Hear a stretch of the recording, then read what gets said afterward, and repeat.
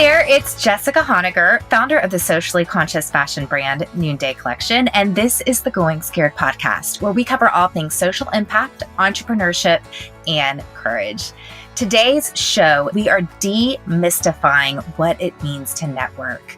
Today's guest is my friend, John Ruhlin, who is a master networker, which you're going to find networking is not a dirty word. Networking is simply building long-term relationships, okay?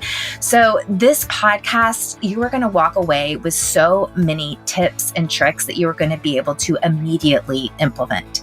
John is the founder of the Ruhlin Group, which is a gifts logistics company that helps clients like the Chicago Cubs, Caesars Entertainment, the Miami Dolphins. John is the number one salesperson for a $250 million direct sales company. Some of you guys know Cutco Knives, by the time he was only 23. And so now he speaks widely about strategic gifting and relationships and helps CEOs and sales teams drive referrals and open doors to decision makers. He's the author of Giftology, the art and science of using gifts to cut through the noise, increase referrals, and strengthen retention. John spoke to us at Shine a couple of years ago, and our ambassadors gleaned so much. I wanted to bring him on this show so you could also glean from him as well. Here's John.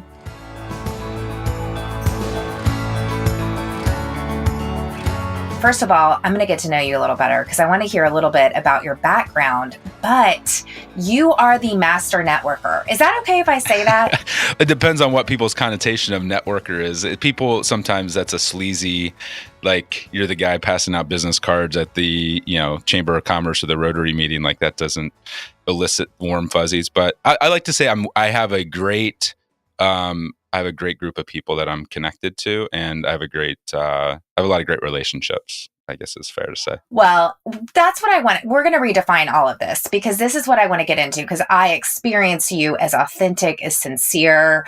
But I've learned a lot from you just by being your friend. And I really think there's a lot of myths to break down in regards to what does it mean to build relationships that also eventually do bring value to your business and to your life. But before that, John, I know that you grew up, you're a Midwestern boy. I know, I'm freezing my butt off today. Yeah, it's like negative 10 degrees with wind chills of negative 30. So yeah, I'm an Ohio farm boy living just outside of St. Louis now. So yeah, go Midwest. Well, I married a Midwesterner. I have a serious bias towards Midwestern men.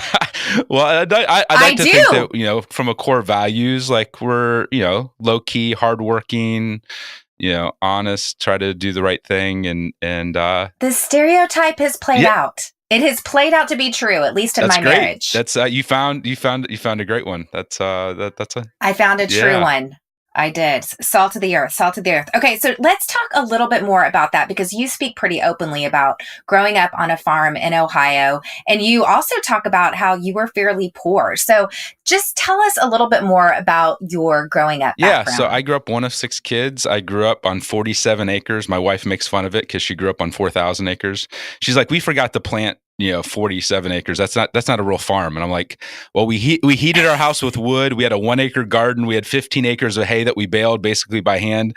Like it was basically like a survival subsistence kind of farm. My stepdad had 3 jobs, and one of them was farming, and it wasn't like the glamorous, like glamping. It wasn't that kind of farming. This is how we lived. My mom stayed at home with the 6 kids and made $1 go further than $100. And so I grew up A, with work ethic, B, doing a lot of blue collar type stuff, and C, like I wanted to get out of Dodge because I didn't want to bale hay the rest of my life. And so that took me to go to school to go be a doctor.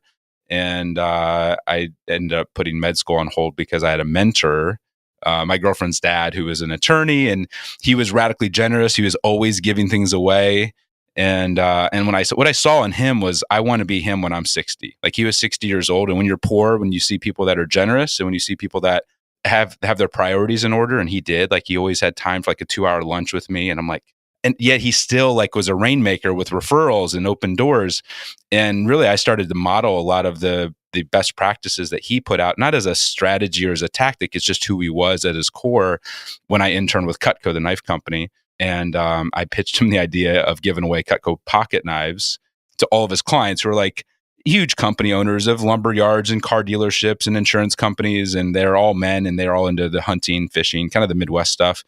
And he changed my life forever when he said, John, I don't want to order pocket knives. I want to order paring knives. And I'm like, Paul, what are you going to do with 100 kitchen tools, like 100 paring knives? And he got the little smirk on his face. He said, John, in 40 years in business, I figured out one thing, and that's it. If you want referrals, you want deals, you want all this stuff, if you take care of the family in business, everything takes care of itself. And so that was like the Midwest moment of like, oh my gosh, like Paul understands relationships. He's this down home guy, but he was a rainmaker. And I applied a lot of those principles as a college kid. I was 20 years old.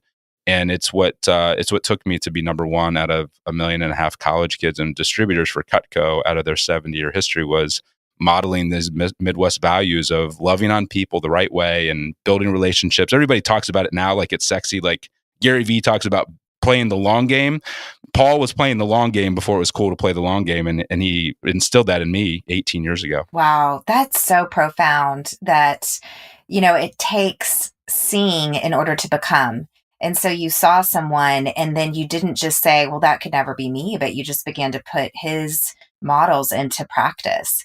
Okay, there's this one story, and it has stuck with me forever, and I really want you to share it. It is the shirt story. The shirt story. It has stuck with me. The Brooks Brothers.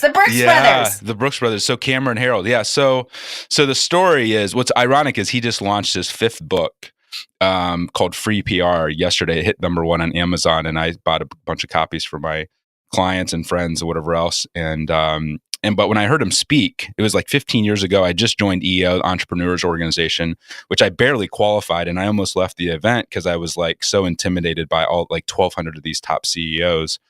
But when I heard Cameron speak, I'm like, if I could have him as a client, but more than that, if I could have him as a mentor, as an advisor, it would change my business and my life forever. And he was the guy that he grew like a company from 2 million to 125 million. 1-800 got junk. He grew that company in 5 years with no debt. He was the COO of that company. And so I went up to him thinking like, and a lot of us do this, like we entertain people a lot. We take them to dinners, ball games, golf. And I thought, man, he's coming to my city, Cleveland at the time where I was living, and he's going to be speaking. And I'm like, oh my gosh, I have LeBron lower level seats. We'll go to a steak dinner. We'll be like brothers by the end of this night. That's what I'm thinking. And when I asked him to go to the game, he said, John, I don't have anything else going on. I guess I'll go. And I'm like, duh, John, like you're an idiot. Like, wait. 1 second. Yeah. 1 second. So how old are you at this point? I'm 25. 25. You see this guy. You're like, he's coming to my town. You meet him through EO. How did you even get him on the phone to invite him to the game? I heard him speak in Vegas. So I signed up for EO. He was speaking at a university in Vegas. So I invested like $10,000 to go to this event and to join EO. That was like it was like the largest, when the bill came, the Amex bill, because I'd signed up. A friend of mine, or a new mentor of mine, had said, John, you should join EO. And I signed up blindly without even knowing what it cost, because this guy owned 20 companies. And I was like, if the guys are in it like you, like I'm in, just I don't care what it costs. And so $10,000 at the time, $10,000 for anything is a lot, but $10,000, 13, 14 years ago was a ton of money. So I go out to this event, Cameron's speaking, and I waited for an hour after he spoke in line to meet him. And then I found out from some other people when I was in line that he was coming to our chapter locally in EO like 4 months later to speak. And so that's where I got the opportunity to invite him to the game. I'm like, oh my gosh, like it's opening night for Cavs. It's going to be an amazing time. Like we're going to be brothers. And so, yeah, I asked him like face to face, and his response was the most underwhelming response ever. He's like, I guess I'll go. Don't have anything else going on. I'm like, that's not exactly like the high five I was looking for. And then I realized, I'm like, he's going to go on 100 dinners and 50 golf outings and steak, ball games. Like everybody entertains the same way in business. They build the relationships all the same way. It's like good old boys club of like doing this. And it's like, that's not going to wow him. So on the spot, I'm like, what else are you going to do when you're in town? Thinking I have to find another angle. And he said, I'm going to go shopping. And I'm like, oh, where at? And he said, I love Brooks Brothers. There's not a ton of Brooks Brothers in Canada. That's where I'm from. I'm going to go shopping there. And so on the spot, I'm like, hey. And this is all on the line. This is all like, face to face. And so I'm like, what's your shirt? But I just want a moment right here, because I think there's a lot of people online. You and I both launched books. We've had people wait in those lines to meet us.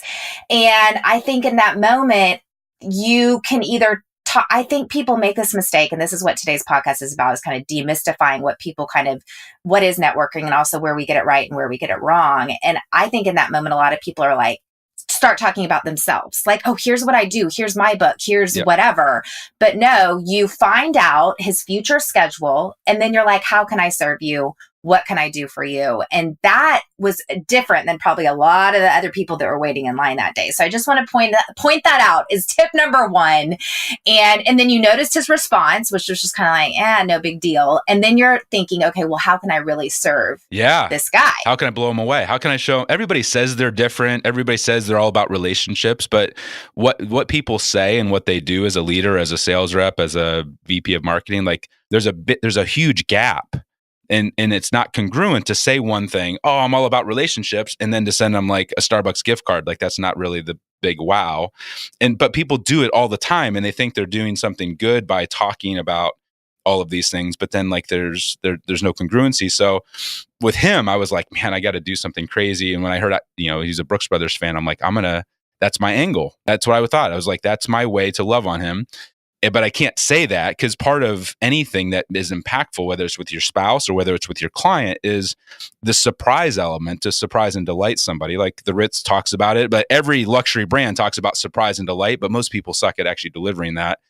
And so I was like, I'm a Jose Bank fan. I'm going to send you a shirt. What's your shirt size? I'm thinking I need his shirt size. And he doesn't, you could tell like he's looking at me like, does this guy have a man crush on me? Like, this is a weird question to ask another man within 2 minutes of meeting them. But he was from Canada, and he was actually really nice. He didn't make me feel uncomfortable. He actually told me the size. And so I'm like, great, we'll go to steak dinner, blah, blah, blah. I'm going to send you a shirt. And so I ended up calling my business partner. He thought the idea was horrible. He told me not to do it. And 3 months later, Cameron's like texting me, hey, my flight's delayed. I think I'm going to get in late. Do you just want to cancel? And I'm like, oh my gosh, he's trying to weasel out of the dinner and the ball game. He could give two rips about it.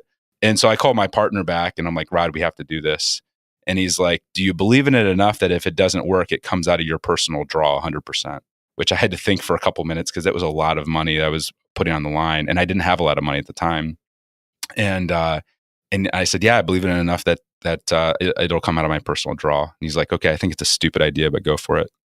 So I go to Brooks Brothers, an hour away. I put the Amex down. I said, I want one of everything in the new fall collection, all your jackets, pants, suits, belts, sweaters, everything. And they go to ring it up. And I'm praying to God that the credit card goes through, because it's $7,000 in close. And so then I rush over to the Ritz where he's staying. I'm like, I asked for the GM. I'm like, one of the top business coaches in the world is coming into town. Do you want to do something impressive? And of course, it's the Ritz. They say yes. They said, what are you thinking? I said, well, I want to merchandise this hotel room to look like a Brooks Brothers store. I want sweaters here. I want jackets there. And it takes them like an hour to pull it off. And I'm downstairs like in the lobby bar. And I'm not a big drinker, but I had like a triple on the rocks of like bourbon, because I am nervous beyond belief. My hand's shaking. I'm like sweating profusely. And my business partner gets there an hour later, and he's like chiming in my ear. He's going to think you're a stalker. This is the worst idea ever. Like, this is going to blow up in our face. And Cameron gets in, and you can tell like he doesn't want to go to dinner and a ball game. He just wants to go to bed, like take a shower, go to bed. And so I'm like, Cameron, come down whenever you're ready, take a shower. And he comes back down. He said, John, I've had a lot of people when I go to Dubai and fly first class and business class, all these other things that treat me well. He's like, I've never had anybody that has treated me the way that you did, like the personalization, the element of like the surprise. He's like, whatever you want to talk about, for as long as you want to talk about it, I'm all ears. And if you look, like I've continued to gift him for the last decade, but he's done things for me that $10 million in advertising can do. The reason I can charge $25,000 to $50,000 to speak now is because before anybody knew who I was, before I had Giftology, the book, when he was double booked, he would recommend me to the CEO or the event planner and say, you got to book John Ruhlin, and here's his fee. And he would just say like 10 grand, 15 grand. I'd never charged $10,000 for a speaking engagement ever. But he started to get behind me and open doors with all of his clients. And he's become like this huge raving fan, mentor, advocate, client, you name it. Like, if he's sending out gifts, he's like, John, I want to send out 100 knife sets. Can I, like, let's do it to this. And I'm like looking at the list. And I'm like, it's like the CEO of like a billion dollar company. Like, this is insane. Like, he's paying money to go advertise for me. Like, this is the craziest thing, but it all spurred from that one huge radical generosity, example. And it's ripple affected into the last decade. Wow. And when you met him, were you thinking, because I'm sure he had already had a successful career, but were you thinking like mentorship, or were you like strategically, were you like, this is just a great relationship to have? Or were you thinking like, I know he's well connected to these other relationships? I think it was a bunch of things. I think it was like, like, why him is what I'm asking. Well, I don't do those $7,000 experiences every day, but I've done other things like that. I mean, when I meet somebody who's in alignment, when I meet somebody that's a giver, when I meet somebody that's well connected, when I meet somebody who has influence, in him, I saw like 4 or 5 different opportunities. I saw somebody that was teaching things I thought I was a PR major and I knew what PR was. And he's like talking about getting a junk company on Oprah. I'm like, I can learn from him. He could coach me, but I can't afford his coaching. So I need to develop a friendship with him and show him that, like, there's a lot of people pawing at him. Like, a lot of people are in business. Like, there's only so much time, and you tend to give time to the people you're like, wow, they're a doer. They're different. They walk their talk. And if I'm known as being a giver and known as being like the giftology guy, like, I need to walk my talk. And so I did it in a calculated way, like, I didn't just bet on anybody. But there are times when I've done that and it's turned into nothing. And so, like, it's not like, just because you do it, like, you're like guaranteed. Like, a lot of times people do it and then they have this expectation and this chip on their shoulder that they're mad at the person for not becoming a client or not becoming a mentor. And it's like, hey, just because you're radically generous and you give does not, like, if you expect something, then now you're turning it into a manipulation and putting strings attached to the gift or to what you're doing, and that ruins it. So I think in him, I saw like, hey, there's 4 or 5 different possibilities here. Maybe he doesn't become a mentor, but he does become a client, or maybe he advocates for us, or maybe, any number of things. I've planted seeds with people long before I spoke, or long before I had a book, or long before I had multiple businesses. Just knowing that if you're playing the long game and you're, some people collect stamps and figurines. Like, I feel like I collect relationships, like, and I collect them for the long haul. And who knows 10 years from now, what kind of business we're going to be in. I mean, think about yourself in your journey. Like, 15 years ago, you didn't know you were going to be doing what you're doing, but all of a sudden people that maybe you loved on 15 years ago, all of a sudden become really relevant based upon a challenge or an opportunity that you're going through. And I don't think people realize that, like, business and relationships is a 50-year long marathon. And who knows what bridges you're going to be crossing. And I think that's where people mess up. They're like, oh, John, I don't want to spend money. I don't have to spend money on gifts with you. And I'm like, that's fine, but you should be building relationships for the long haul and loving on people, even when you don't. It's like Harvey McKay's book, dig your well before you're thirsty. Like, you don't wait until you need a relationship to ask for something. You should be loving on people. And then when you do need a favor, or you do have an ask, or you do need help, people are waiting with open arms, like, excited that you're asking for help because you dug your well before you're thirsty. And I think that's where a lot of people mess up. It's so true. I mean, that is myth number 1 I want to demystify, but I do have to give a shout out to EO, because I met Brene Brown at an EO event. And then I had already been building a relationship with her kind of online, and I'd been sending her things. But then I just ran into her at a hotel lobby when she was about to walk in and go speak. And it was like this moment. It was crazy. And she was like, I love your skirt. And I was like, thank you. And then I was already going to go see her speak at another event that night. And she's like, I've got your tickets at the will call. And anyway, there is something to, and I finally just joined EO a few months ago. I was actually attending the event with my business partner. So there is something too about, let's actually go there, because let's talk about these different organizations or different ways you can actually position yourself, because you also need to posture yourself in these environments where you're gonna run into the kind of people that you want to build relationships with. So how have you gone about figuring out where you're going to invest your time and your money in actually more of these formal sort of organizations? Yeah, I mean, EO was one of the first ones that I joined. I actually joined Rotary when I was still in college, and that was an interesting one because got to hang out with a bunch of guys that were like my grandfather's age, and they mentored me and opened doors and whatever else. I've always leaned towards hanging out with people that were way more successful than I was, and that were oftentimes double my age. But in EO, I saw like there's 12,000 CEOs from around the world, and from $1 million businesses to $1 billion companies. But I've always tried to put myself around people that inspire me, that that make me feel small, that that are in other industries that I can learn from. I think YPO is another great group. One of the groups that I'm getting ready to speak for internationally for is C12, which is a faith-based.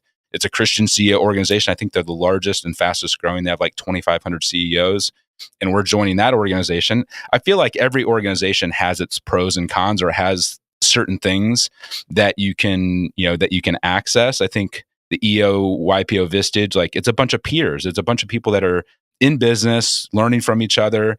But there's a group that was one of my favorite that I've been a part of like 4 or 5 years called Mastermind Talks. And it gets like 7,000 applications. A guy, Jason Gaynard, actually is a former EO guy. And what's unique about it is it's like people that are all best in class at whatever they do, whether it's podcasting, whether it's writing, whether it's supplements. Like some of the, like Dave Asprey from Bulletproof Coffee is a member, and he's raised. I love his podcast. That's funny you mention him, because I feel like I don't listen to many podcasts, and I feel like it's the most random podcast that I listen to, just because he's like this biohacker guy. So I think it's funny that you just mentioned him. Oh, he's awesome. So I've gotten to spend time with him. But what's unique about Mastermind Talks is it's all givers. So guys might be doing only $500,000 in business because they're a writer, a podcaster, an author, speaker. But then you have a guy like him who's raised like $70 million and is like taking over the world with his Bulletproof Coffee concept, and is in every Whole Foods and all those other stuff. But what's unique about it, they cap it at like 150 attendees, even though they have 7,000 applications. So everybody says they curate their events and they curate their masterminds and they curate their conferences. This, like Jason actually does it at a really, really deep level, and just does a fantastic job of attracting not only people that are world-class, but that are also givers. And so what I found is that after 18 years, I spend way more time with a smaller group of givers, because if it's like the book, Adam Grant, Give and Take. Like most people are either givers, takers, or matchers. Most of the world are matchers. There's a percentage of people that are takers, and then there's a even smaller percentage of people that are givers. If you give to a giver, like the multiplication effect of that is insane. And so I try to surround myself with my inner circle and the events I go to, where I'm hanging out with people, and we basically have a competition with each other. It's like my buddy Scott Fay, who is partners with John Maxwell, like we try to outgive each other. Like I'll like comp like $5,000 worth of gifts, and then he's like, "Hey John, I got this ticket to go golf with John Maxwell and hang out at his house for the Super Bowl. The tickets are $25,000 a piece. I can't go. I made the donation to his charity. Do you want to go? No cost." And I'm like, "Scott, how am I going to outgive you? Like you keep one up in me like times 10. But when you surround yourself, like he doesn't keep track, he's not keeping score. And so when you surround yourself and find the groups of people where you're surrounding yourself with people that are best in class, that share your values, but that are also a giver, that's where I see, if I could go back and do things again, I would seek out and spend way more money on the Camerons of the world, the givers, versus trying to convert somebody that's a taker into becoming a giver. Like in my business, like people hire us to do all their gifting for them. And I used to like take it as a personal pride of like, I'm going to convert this person who doesn't see any value in loving on relationships and convert them into being a giver. And it just doesn't work. But if I take somebody who's already like a faith-based CEO that's running a $20 million company and said, "Hey, I can help you gift your employees and your clients better," that's way better resources. And I enjoy being around them that much more. And when I give to them, like whether they give back to me, they're probably going to pay it forward to 10 other people. And so like my investment of time, energy, resources, and gifting is going to go a lot further. And so I would be a lot more protective if I could go back 18 years and start over again and surround myself with those givers. But the groups that are out there, if you can find your tribe, or for me, I have a couple different tribes depending upon what I'm looking for. Like that's where I've seen the multiplication effect for us. Hey, let me interrupt this conversation for just a hot second because there's something that I've been wanting to tell you guys about.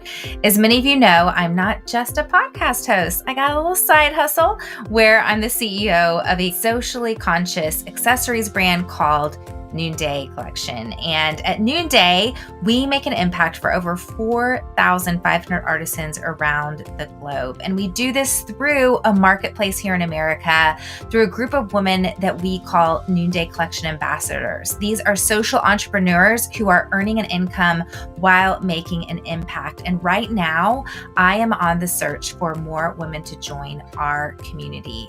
If you're passionate and you want to change the world and you don't feel like you have an outlet, if you have an extra financial need in your life and you're looking for how to earn an income, if you're just wanting to grow as a leader, then this opportunity is for you. And I've got something special for you that is happening right now that's running out really soon. When you become an ambassador by March 31st, 2019, you'll have the opportunity to earn an incredible bag worth over $200 for free.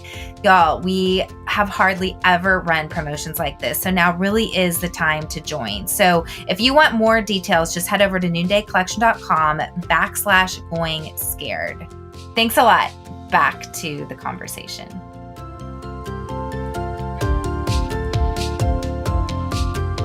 How do you identify the givers versus the takers then? Because, and I have to say, I related to you because, John, I have spent a lot of my energy because I am someone who believes the best in others. And so when I see someone, I want to convert them because I'm like, no, and I'm competitive. So I'm like, I want to convert you. So I spend way too much energy on people that I just need to move on from as opposed to going and finding those givers. So how do you sort of identify the givers? Yeah, well, I think that, asking around, it's like one thing for somebody to say that they're a giver or to put on a front. But, when you talk to, it's amazing how many, groups there's crossover and you start to ask people about other people. And you can just tell like what other people are talking. Are they going out of their way to advocate for other people, or are they just talking about themselves? Are they the ones offering value and then following up on what they said that they're going to do? There's a lot of talkers, but there's very few doers. And there's even fewer of the people that where other people are like, when you hear somebody's name 4 or 5 times, you're like, wow, they obviously are walking their talk in a lot of different circles. But there's times when I I send a gift to somebody or I do something and I'm like, you don't hear anything or whatever else. Like there's times where I'm sure I waste some resources. So I'm not like overly like, oh, I got to spend a year trying to like segment this person and figure out if they're a giver or not. Now I'm not going to open up my, all my relationships and my network to somebody until I feel comfortable. And I think that's part of the benefit of some of these events is you go spend 3 or 4 days with somebody. You get to see how they treat the waiter or the waitress. You get to see how they treat the hotel staff. You get to see how they treat other people. You get to see like how are they late at night with alcohol involved or whatever else. Like if you spend 3 or 4 days with somebody and over the course of a year, I can kind of get a sense on who somebody really is. How are they when they're away from their spouse? All that kind of stuff. Whether or not they're going to be in alignment with how I want to roll and just seeing how they really are, with not just rose-colored glasses. So I think that for me has been huge, but I didn't realize that until the last number of years. I like you wasted a lot of time trying to convert people, and which by the way, I think Sarah Blakely from Spanx is an EO member in Atlanta. Isn't she fantastic? I spent time with her. I don't know her, but I love her online. I'm a big Instagrammer, and I just love how she shows up. Her husband, we brought in to speak for EO St. Louis, and I spent a morning with him and just taught a course for Jesse Eitzler, who owns the Hawks, whatever else. But I'm assuming that she's the same way because he's the most down to earth billionaire I've ever been around. Like he was kind. Oh, she's a giver. She's 100% a giver. I will be friends with her someday. Those people you're just like, someday, I don't know. I'm not even strategizing about it, but I'm just like, yeah, that'll happen. I have that about just certain people. I'm like, I love them. We are kindred spirits. And someday we're going to just like, we're going to hit it off. I know. So I feel the same way. I feel the same way about her, but her husband is awesome. And I'm hoping that I get to hang out with both of them at some point in time. Cause the way that they show up, the way that they give, their kindness, their humility. But they also don't use it as an excuse to not be first class and world class in what they do. It's just a cool, they're an inspiring couple, to say the least. Absolutely. Well, she's such a bootstrap success story. So that's one of the reasons she's such an inspiration to me. Okay. So find some tribes to join, take the long view, and find givers. Don't waste your time on just trying to convert takers. I want to ask you something. I don't know if you're even prepared to answer this, but men seem to get networking a little bit better than women. I don't know if this is, I hope I don't get a bunch of pushback for saying this, but I think sometimes women, we take it so personally. We take things personally. And so the first bump in the road, or the first little, side eye that we get, or maybe the unreturned DM or whatever, we just give up. Whereas I feel like dudes are just like, it just does not get personal at all. Have you seen that? And can you speak to that? Can you encourage our listeners? Yeah. Well, what's interesting, I think that you're right. Guys are more linear. They're type A, just in general. They're more aggressive. But what I found is that if you can combine the emotional intelligence and relationship building abilities of a woman and just add a little bit of thicker skin, a woman is actually better positioned to build long-term relationships, in my opinion. When I talk about giftology principles of, when we help people do gifting, oftentimes I'm working with, a director of marketing or a CEO and their spouse or assistant. The woman in the equation is a way better gift giver and a relationship builder and understands giftology at a deeper level of personalization and the packaging and the handwritten note and all the little things that we teach. It's almost like part of their playbook already, but they've never had data to back it up, or they've never had a whole book saying, yes, you should invest all of your money instead of in marketing and advertising and crap stuff like everybody else. You should redirect it towards loving on your relationships. Women, I think, are wired to be better networkers, if networking means connecting and building long-term relationships. So I would say that a lot of females out there probably are not. They don't realize how equipped that they are. And so what I'll say is that I think that the women out there could actually be way better at building long-term relationships and networks if they're just willing to say, you know what, if somebody doesn't respond, it doesn't mean because they don't like me or they're pissed off or they're offended. It might be because their kid's sick, or they're having marriage issues, or their car broke down, or they got in a car accident. I mean, there's a million, it's amazing how many times when I've reached out to people and I didn't hear something, and then I find out what was really going on behind the scenes, or why they gave me that look, or whatever else. It's life happens.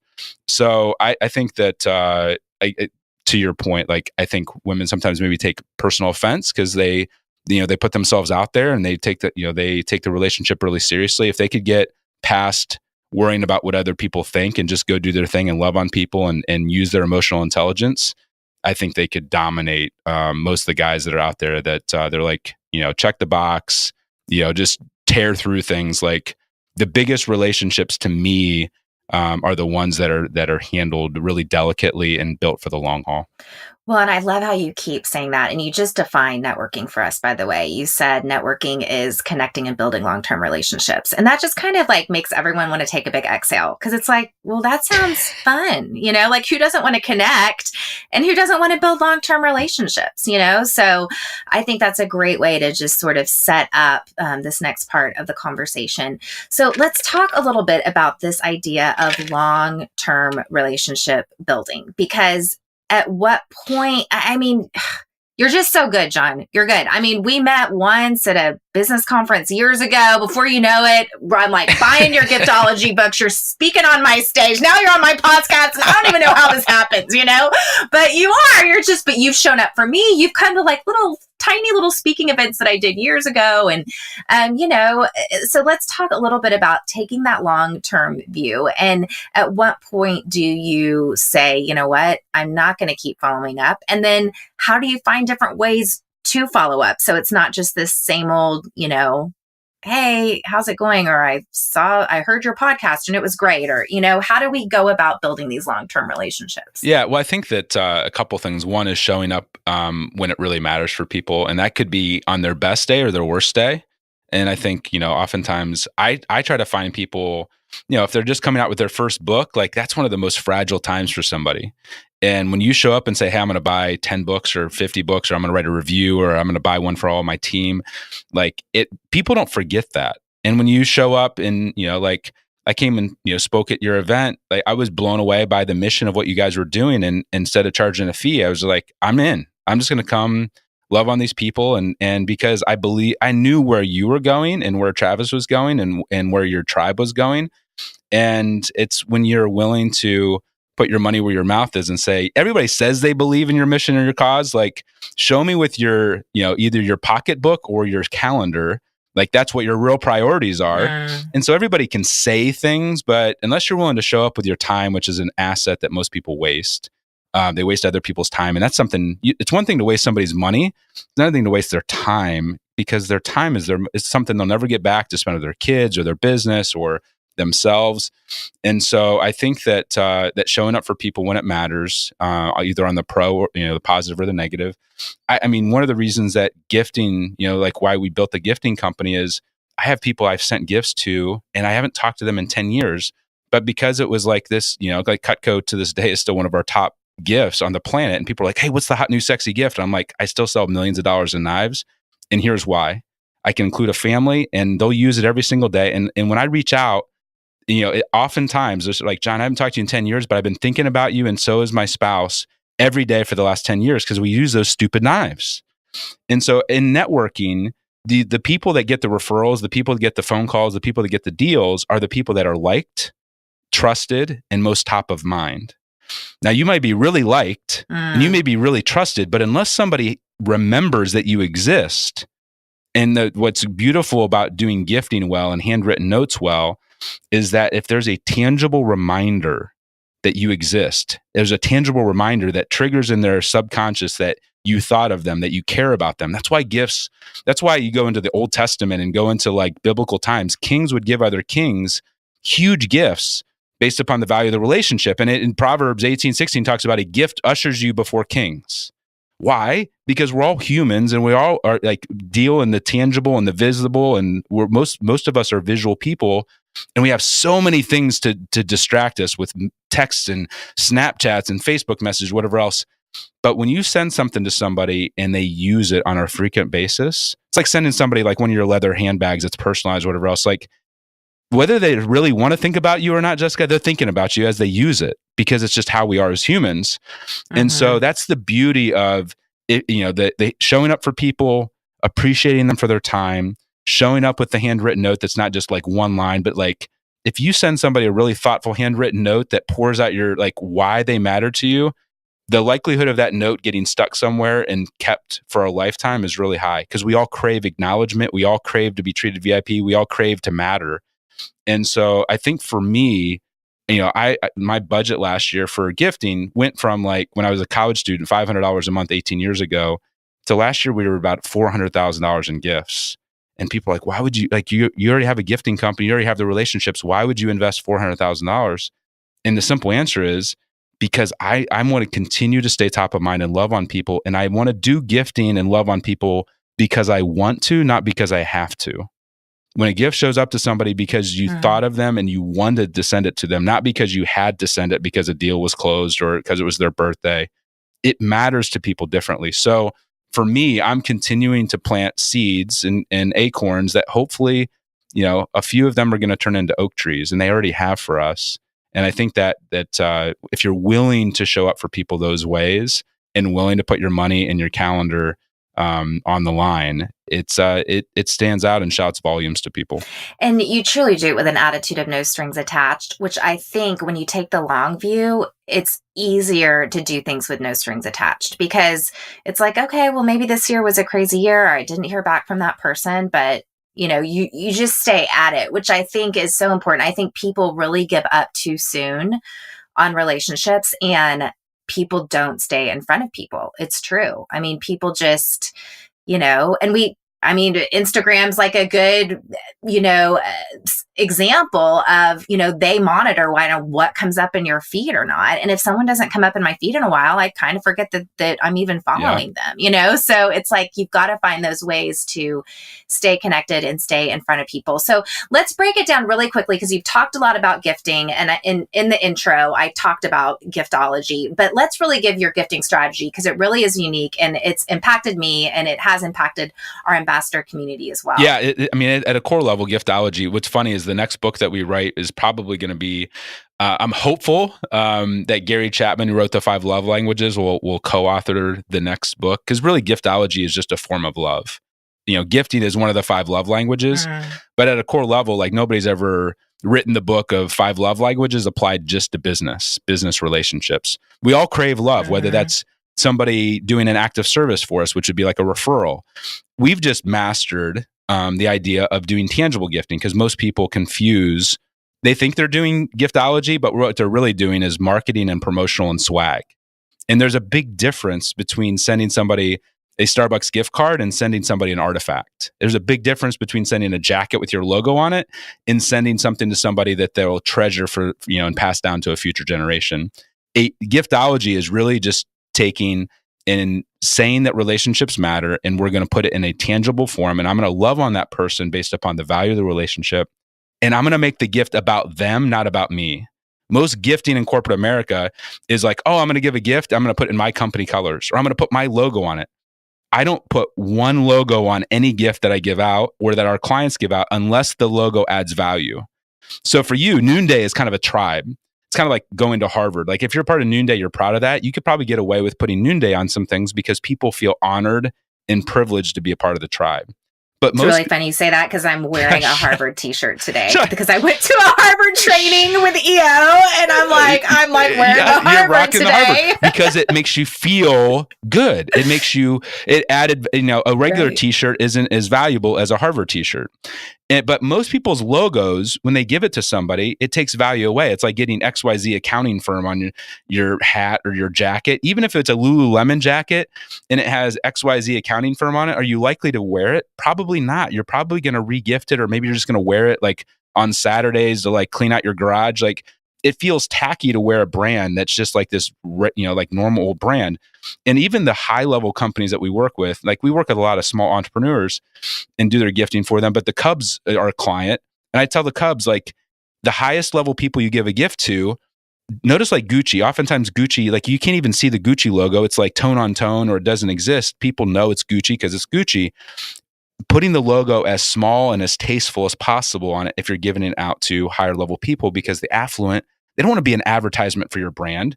And the key is that when you give a gift and it's part of a thoughtful strategy, just like you would do in any other part of your business, the employee that receives it's like, oh my gosh, like, this is so cool. Like, this is for me and my family, not, oh my gosh, like, the company had some jackets left over and they gave them to me because it was left over in the closet, or they're trying to turn me into an advertisement. Like, there's a big difference, in the whole core of giftology is loving on people in a way that deepens the relationship, that inspires them. And we call it active loyalty. Everybody says they have loyal clients and loyal employees. And I'm like, really?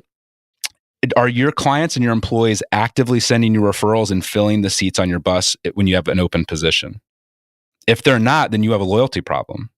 Loyalty, like, you think about the people you're most loyal to, your husband, your kids, your favorite sports team, the people that you love, you'll go to the ends of the earth to open doors for them and to love on them and to take care of them. Like, there's a big difference between being passively loyal and just sitting there, and somebody that's actively loyal and is an advocate for you. And when you love on people, not because you had to, not because they sent you a referral, when you love on people with our giftology system, it shows the other person, that you really care about them and that they matter, and you inspire them to become actively loyal. That's at a core level. Like, who cares? Like, it's not to check the box once a year to make you feel warm and fuzzy. Like, Christmas gifts in business are the worst times to send gifts. It's saying, like, you matter year round. I'm going to love on you. I'm going to do it. I'm going to personalize it to you. I'm going to include your inner circle. Like, at a core level, what we put into the giftology book is our entire methodology and system of how we've built our relationships over the last 18 years for ourselves and for our clients. None of it's rocket science. but most people cut corners and aren't willing to do all the little details that make it really resonate. Well, and I think one of the distinct things in giftology is you really talk about gifting the full team.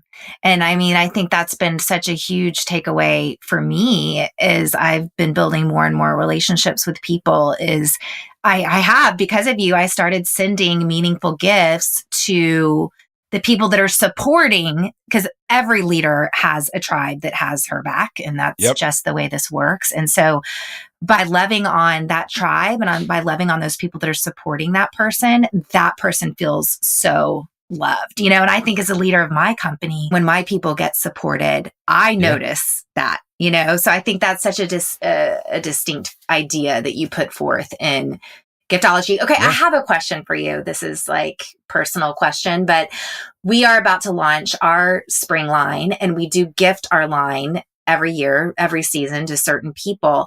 Now, would you give an artifact in addition to a gift certificate? Because it's hard because jewelry is so personal. So it's like, I want to give the artifact that I pick out specifically for that person's style. But then in addition, like, hey, I want you to be able to shop on your own or buy for people. Like, do you have any advice there? Yeah, I think that the more customization and work you do on the front end, it's like for me, like when I could give my wife a gift certificate to Athleta or Lululemon, or I could make sure I know her size and I could go pick out 20 things that I know that she would want and that she wouldn't have time to try on at the store, and I can bring it home and create an experience for her where she gets to pick out what she wants and can try it on as long as she wants. And so I would try to figure out ways, whether it's your own product or whether it's pairing your product with some other things, that would allow for somebody to not feel like, hey, here's a gift card, but it's like, hey, like you're a VIP, you're this person, like, and maybe it's saying, hey, go pick out what you want online, or we're gonna send you all of these things. You pick out what you want and send the rest back. Or there's probably some ways that you could create a VIP kind of Ritz-Carlton Four Seasons experience with it, and it probably will cost not that much more, but it's just some extra thought processes and making it feel like, hey, I didn't just send out 200 gift cards to people, but make the person feel like an individual and make them feel like that they're almost like an owner in the business and getting treated like one. Does that make sense? Totally. That'll be our next conversation offline. Fabulous. Well, listen, this was so rich. I mean, so many great takeaways. And let us know, how can we learn from you? Be our teacher. Where can we find you? Yeah. So one of the things we take all of our clients through when they're hiring us to do their gifting is a lot of people want to just know, like, what are the gifts I need to avoid giving if I'm going to try to do some of this on my own? And gift cards are on there, food is on there. And we talk about the reasons why they're the worst gifts to give if you want long-term impressions and long-term impact. Your tribe can go download it for free if they want at thegiversedge.com. It's the 10 worst gifts to avoid giving if you want to build a network and want referrals without asking. And it's a one-pager, simple. And then we share some of our best kind of insights and secrets and tips on becoming a world-class relationship builder through generosity. And so that thegiversedge.com is kind of the key place. It's free. And then if they want to dive into giftology and buy a copy of the book, that's great. But start with a free resource first. And then of course you can find me on Twitter and all those other kind of places if you Google John Ruhlin or Giftology. But I like starting with a free gift since I'm the giftology guy first. So good. That Brooks Brothers story, guys, I have never forgotten that. And I've actually implemented a lot of John's strategies. And whether you're in business or not, it's just really good to have some tools on how to build relationships, because we all need relationships. We all want to be connected. So definitely go check John out. I wanted to thank y'all so much for leaving a review. I just got on and read some of your latest reviews. I love what KBear17 says. Jessica is one of the most inspirational women in my life. She's funny and convicting. She cares deeply about people. This podcast is a chance to get a regular dose of courage and conviction while she leads us on the journey of a lifetime to change the world. Don't miss a single episode. Thank you so much for your reviews. iTunes loves reviews. And don't you want more people to get to hear these kind of valuable conversations? Guys, we got to be givers, and we create so much content for you. would you be a giver for me today and go and leave a review? I would appreciate it so much. Thank you so much for tuning in to today's episode. Our music today is by my good friend Ellie Holcomb, and Going Scared is produced by Eddie Kolfoltz. I'm Jessica Honegger. Until next time, let's take each other by the hand and keep going scared.